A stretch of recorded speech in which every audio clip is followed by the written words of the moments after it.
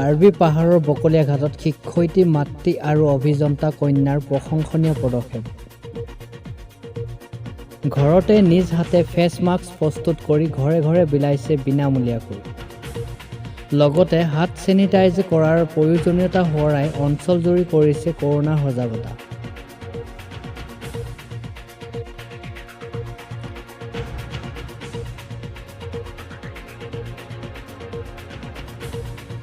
বিশ্বজুৰি মহামাৰী কৰোনাৰ ত্ৰাস। দেশত চলি আছে তৃতীয় পৰ্যায়ৰ লকডাউন। ঘৰতে সুৰক্ষিত থাকি দেশবাসীয়ে যুঁজিছে কৰোনাৰ সৈতে। পিছে নগৰাঞ্চলত মহামাৰীৰ কৰোনা সন্দৰ্ভত সজাগতা এই মুহূৰ্তত প্ৰায় যথেষ্ট বুলি ক'ব পাৰি যদিও গ্ৰামাঞ্চলসমূহত ইয়াৰ কিছু অভাৱ পৰিলক্ষিত হৈছে। এনে পৰিপ্ৰেক্ষিতত সামাজিক দূৰত্ব বৰ্তাই ৰাখি হাতে কামে ওলাই আহিছে কাৰ্বি আংলং জিলাৰ বকলীয়া ঘাটৰ এগৰাকী শিক্ষয়িত্ৰী বৰ্ণালী শইকীয়া আৰু তেওঁৰ অভিযন্তা কন্যা শতাব্দী শইকীয়া।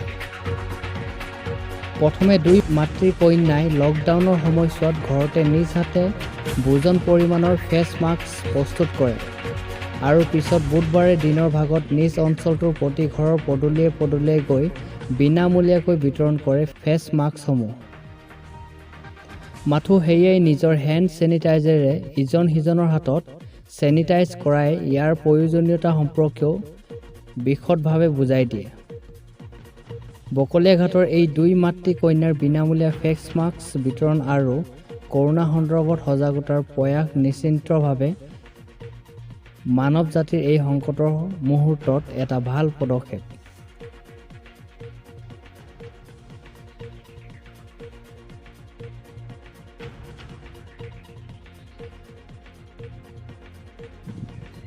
কেনেকুৱা এতিয়া লকডাউনৰ সময়ত যিহেতু মাস্ক পাবলৈ বৰ টান, মই মাস্ক দুখনমান চিলাইছোঁ। লগতে গাঁৱৰ ইতিমধ্যে বহুতকে বিলালোঁ আৰু পথচাৰীসকলকো দিলোঁ আৰু তেওঁলোকক বুজাইছোঁ যে বজাৰলৈ গ'লে আপোনালোকে এই মাস্কখন পৰিধান কৰিব। আৰু আমাৰ প্ৰধানমন্ত্ৰী ডাঙৰীয়াও কৈছে যে ঘৰুৱা মাস্ক, কটনৰ মাস্ক ব্যৱহাৰ কৰিব দিছে ঘৰতে চিলাই লয়। আৰু যিহেতু গাঁওখনৰ মানুহখিনিৰ অৱস্থা ইমান অৱস্থাপূৰ্ণ নহয়, গতিকে তেওঁলোকক একোখন মাস্ক দিছোঁ মই। তাৰ উপৰি মই শিক্ষকতা কৰোঁ, যি এতিয়া দি আছে পাঠদান ল'ৰা ছোৱালীক, সেইবোৰ মই হোৱাটছএপৰ জৰিয়তে তেওঁলোকক দি আছোঁ। আজৰি সময়ত মই এইবোৰে কৰোঁ আৰু মোৰ লগত সহায় কৰে মোৰ ছোৱালী। তেওঁ গুৱাহাটীৰ পৰা আহিছে, তাত তেওঁ চাকৰি কৰে, গতিকে মোৰ লগত